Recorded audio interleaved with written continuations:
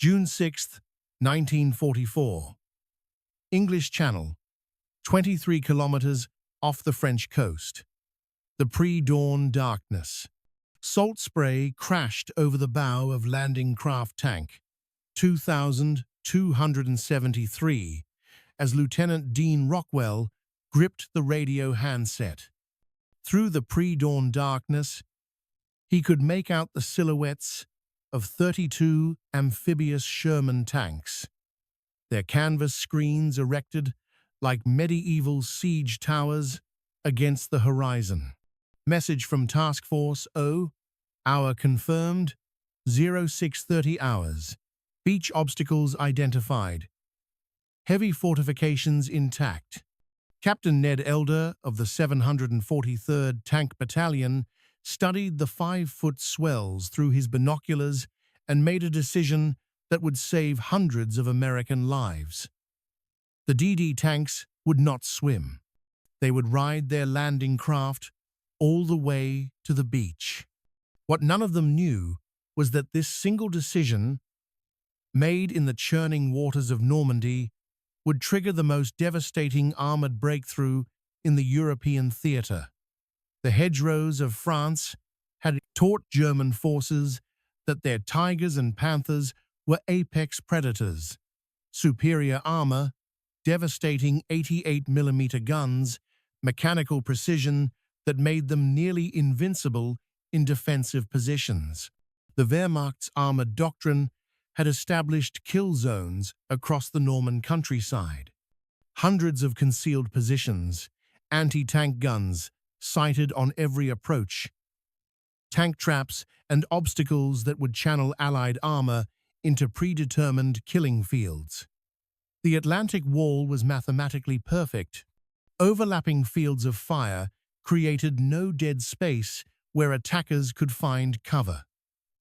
Pre-registered artillery coordinates meant mortars could drop shells anywhere on the beach within 30 seconds. But mathematics were about to meet reality. The Sherman tank churned through the English Channel at 4 knots, its Chrysler, a 57 multi-bank engine, straining against 33 tons of steel and determination. Each M4A4 Sherman displaced enough water to flood a small building when fitted with its duplex drive system. Staff Sergeant Paul Reagan stood in the commander's hatch of his tank aboard LCT 600, studying the tactical situation. His tank carried 90 rounds of 75mm ammunition, 4,750 rounds of 30 caliber machine gun ammunition, and the hopes of the entire amphibious assault. The Sherman represented American industrial philosophy at its most pragmatic. Unlike the German Tigers that cost 250,000 Reichsmarks and required specialized maintenance, the Sherman could be mass-produced, shipped across oceans, and maintained by farm boys from Kansas using basic tools. Chrysler's Detroit tank arsenal alone was producing over 400 Shermans per month by 1944. The mathematics were compelling.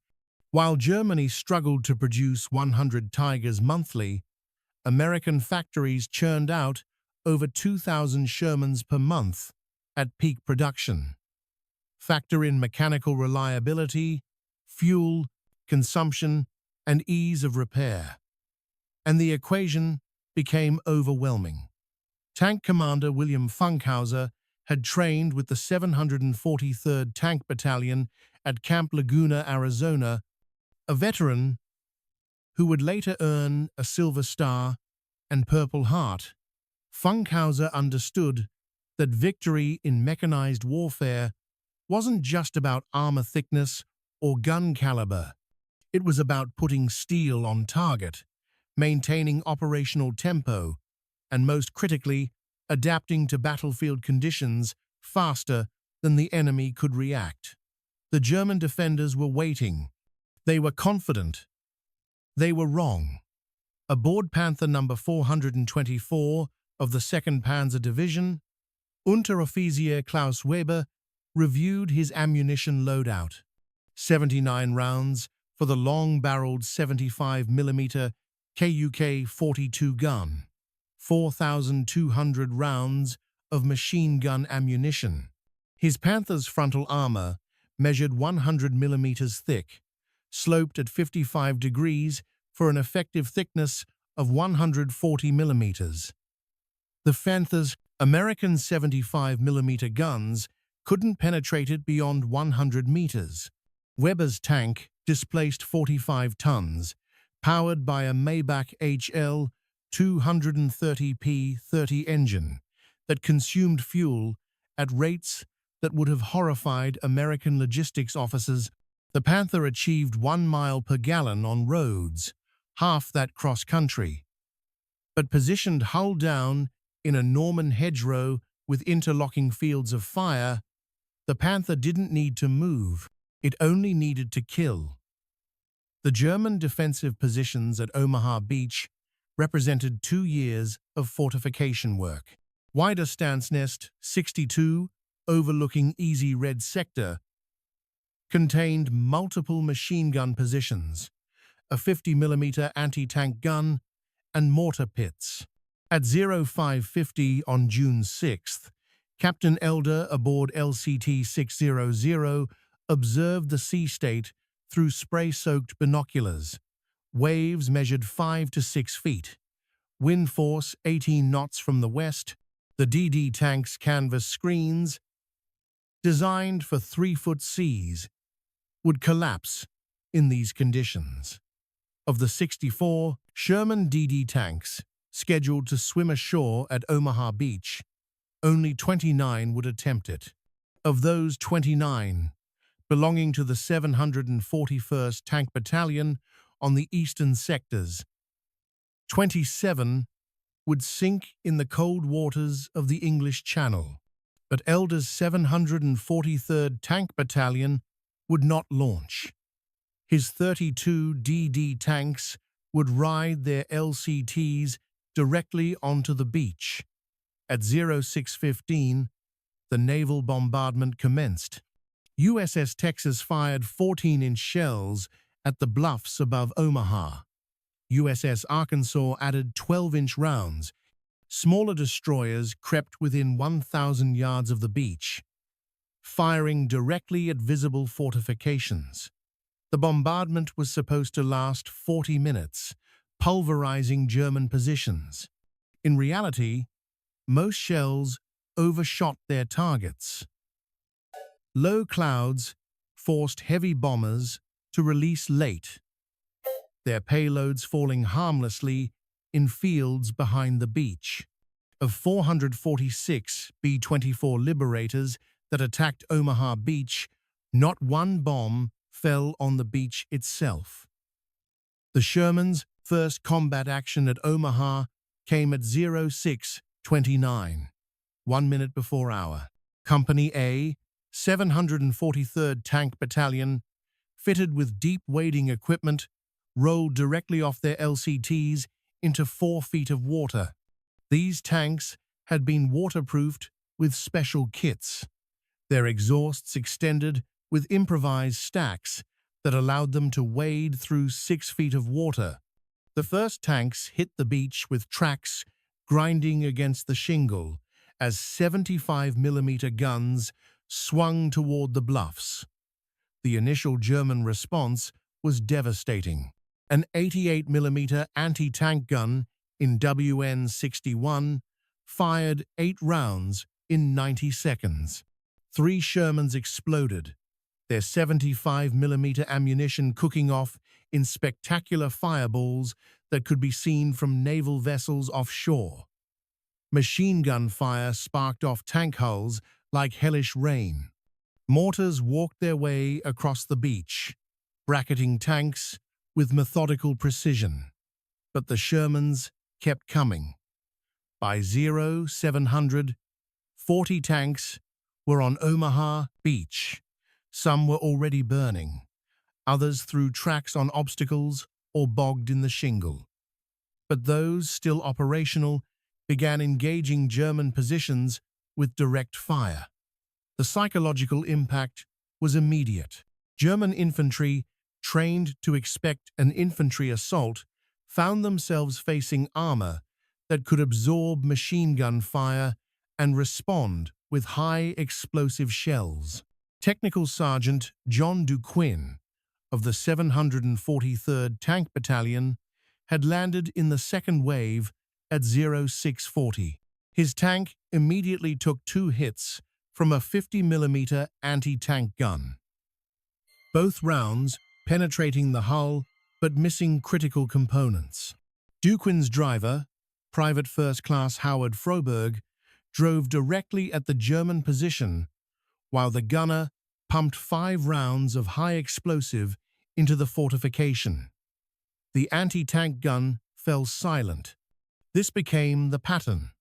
Individual tank commanders, unable to communicate by radio saltwater, had destroyed most sets, fought private wars against specific German positions.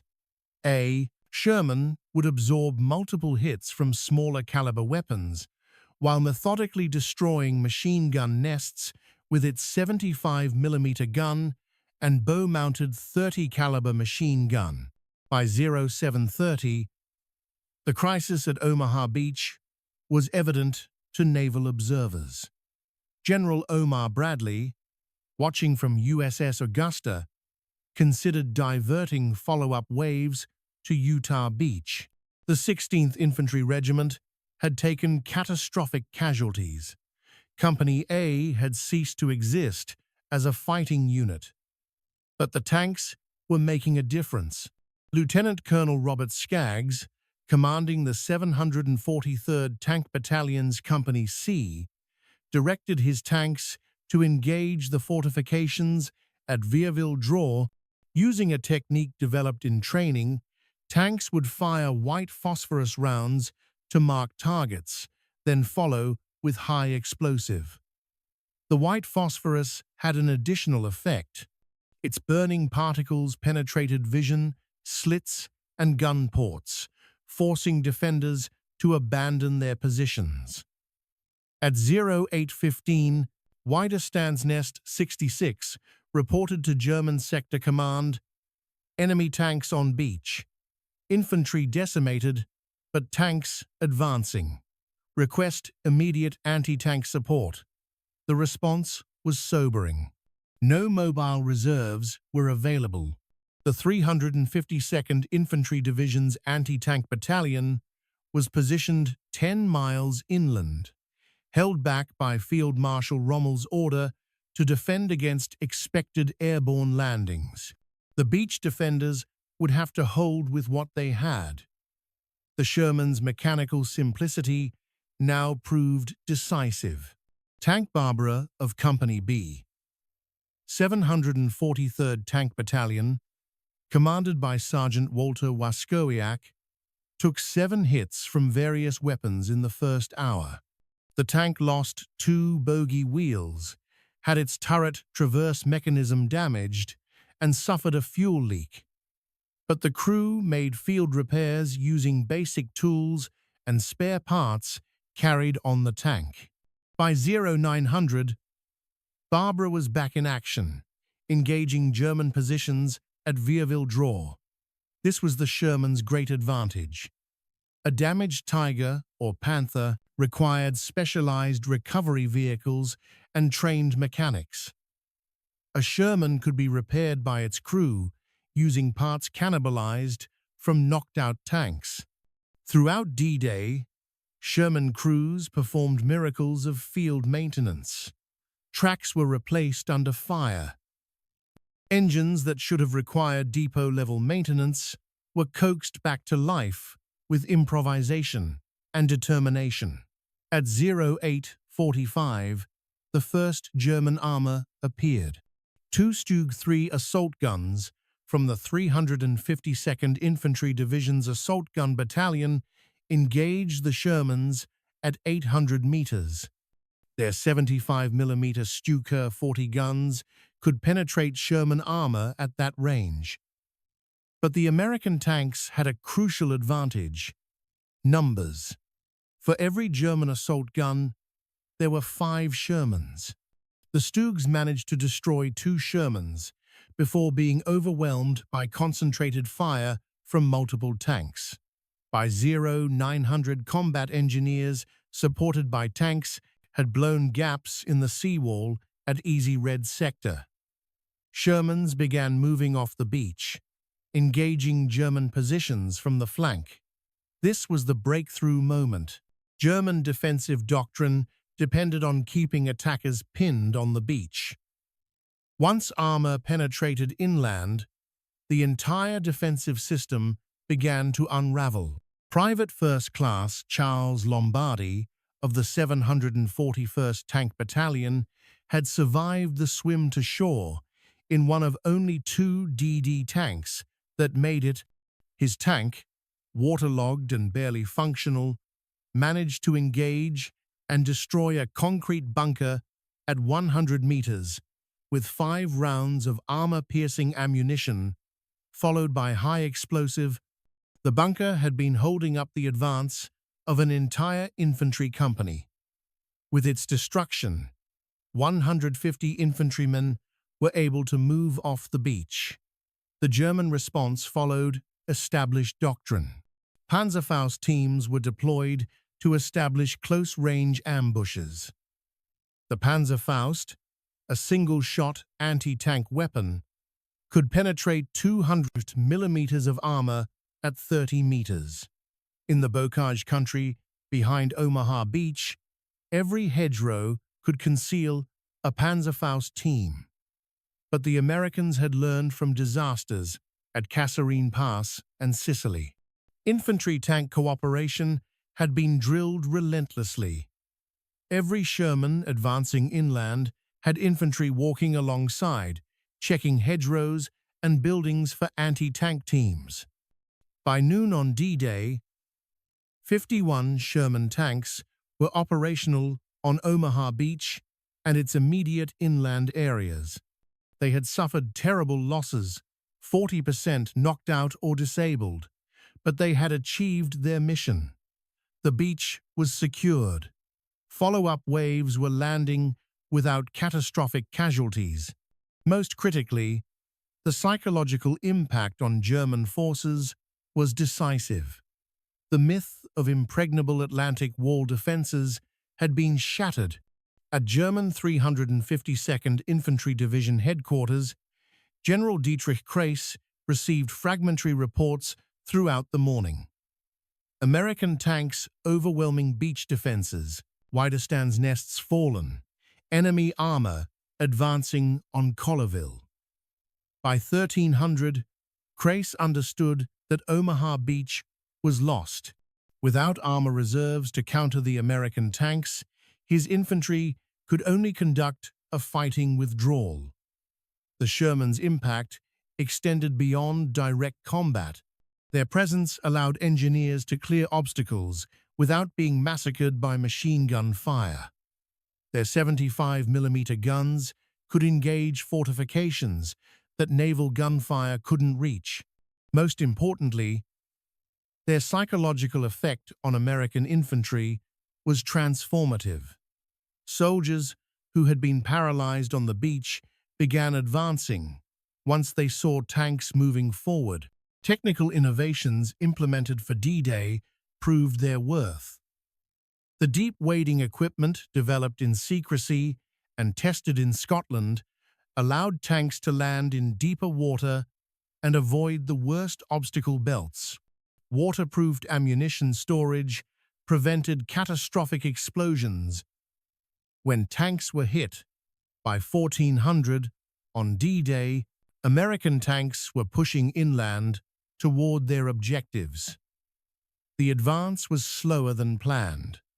Hedgerows that looked like simple field boundaries on aerial photos proved to be formidable obstacles. These ancient earthen walls, some dating to Roman times, were 3 to 4 feet thick at the base, topped with dense hedges and fronted by drainage ditches. Tanks, attempting to climb over, exposed their thin belly armor to anti-tank fire. But American ingenuity was already at work. Sergeant Curtis Cullin of the 102nd Cavalry Reconnaissance Squadron had noticed that German beach obstacles, steel hedgehogs designed to rip landing craft hulls, could be cut up and welded to tank bows as hedgerow cutting devices. Within hours of landing, maintenance crews were modifying tanks with these improvised hedgerow cutters. A soldier from Tennessee named Roberts had suggested the idea. Why don't we get some saw teeth and put them on the front of the tank? Cullin had recognized the brilliance in this simple observation. The German High Command's response to the Normandy landings was hampered by confusion, and Hitler's personal intervention. The Führer, convinced that Normandy was a feint and the real invasion would come at Pas-de-Calais, refused to release the Strategic Armor Reserve. The 2nd SS Panzer Division, 130 miles from Normandy, wasn't released until late afternoon. By the time they arrived, American armor had established blocking positions on all major approaches to the beachhead. At 1600 hours on D-Day, Company B, 743rd Tank Battalion, encountered its first Tiger I near Normandy. The Tiger, from the 101st SS Heavy Panzer Battalion, had been dispatched from its position near Caen to halt the American advance. Tank Commander SS Untersturmführer Wilhelm Müller was a veteran of Kursk, where his Tiger had destroyed 19 Soviet T-34 seconds. His 88mm gun could penetrate a Sherman at 2,000 meters. The engagement demonstrated the tactical evolution American tankers had undergone.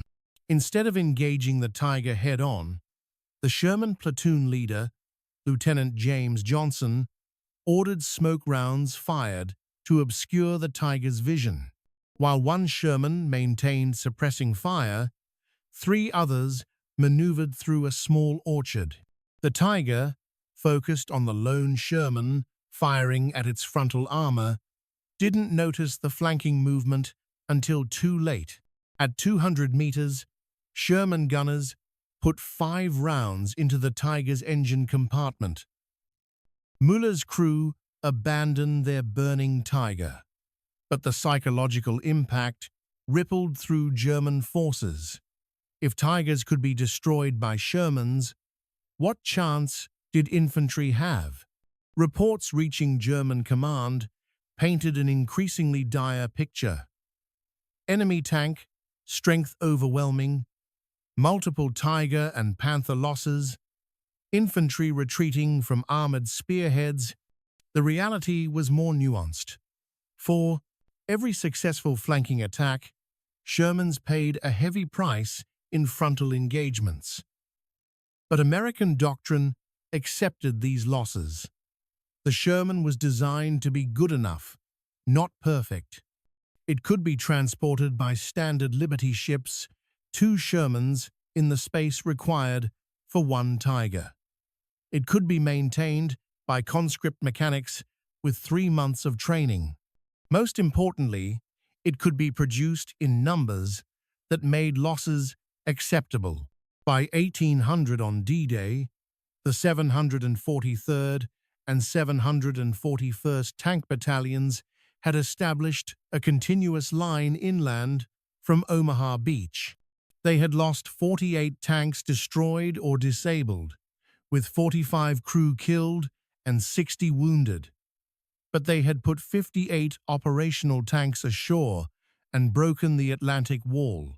German casualties were harder to quantify, but included multiple fortified positions destroyed, 3 assault guns knocked out, 1 Tiger and 3 Panthers destroyed, and hundreds of infantry casualties. The technological lessons were immediately apparent. The Sherman's 75mm gun, while unable to penetrate heavy German armor frontally, was devastatingly effective against fortifications and infantry. The tank's reliability under combat conditions exceeded expectations. Despite saltwater immersion, beach obstacles, and intense combat, 70% of Shermans that made it ashore were still operational at day's end. In contrast, of 6 Tiger IIs deployed to Normandy in July, 5 would break down before reaching combat. On the night of June 6th to 7th, American maintenance crews worked through the darkness, using acetylene torches to cut up German beach obstacles. They welded crude but effective hedgerow cutters to Sherman bows. By dawn on June 7th, 15 tanks had been modified. Within a week, 60% of American tanks in Normandy would carry these rhino devices, named because the prongs resembled rhinoceros horns. The German 352nd Infantry Division's War Diary for June 7th recorded, "Enemy tank attacks supported by massive artillery have made defensive positions untenable. Withdrawal to second defensive line authorized." This represented a fundamental shift in German defensive doctrine. The Atlantic Wall hadn't just been breached, it had been rendered obsolete by American armor. Lieutenant General Omar Bradley, commander of 1st Army, would later write, "The tanks saved Omaha Beach. Without them, we would have been thrown back into the sea." This wasn't hyperbole. The 29 infantry companies that assaulted Omaha Beach suffered 50% casualties, but the 2 tank battalions, despite heavy losses, maintained offensive capability throughout the day. Their presence turned potential disaster into costly victory. The weeks following D-Day would see the full development of American armored doctrine. Operation Cobra, launched on July 25th, would showcase American combined arms tactics. 3,000 aircraft would carpet bomb German positions. 700 Shermans, 60%, equipped with rhino hedgerow cutters, would punch through the bocage. The breakthrough would transform the Normandy stalemate into a war of movement that American armor was designed to fight. The mathematics of attrition were inexorable. Germany produced approximately 6,000 Panthers throughout the entire war. America produced 49,234 Shermans, with nearly 50,000 total when including all variants. In Normandy alone, over 2,000 Shermans would see combat, even achieving a 3-to-1 kill ratio, which German tanks rarely managed, couldn't stem the tide. For every Panther destroyed, 5 Shermans appeared. For every Tiger lost, 10 Shermans rolled off ships at Normandy's artificial Mulberry harbors. German tank commander Otto Carius, who destroyed 150 enemy tanks on the Eastern Front, would later write, "The Americans understood something we didn't. War isn't about having the best tank. It's about having enough good tanks, fuel to run them, parts to fix them, and men trained to use them. We had the best tanks. They had everything else." Statistical analysis after the war revealed the true story of tank combat in Normandy. The average Sherman in combat was hit 1.2 times.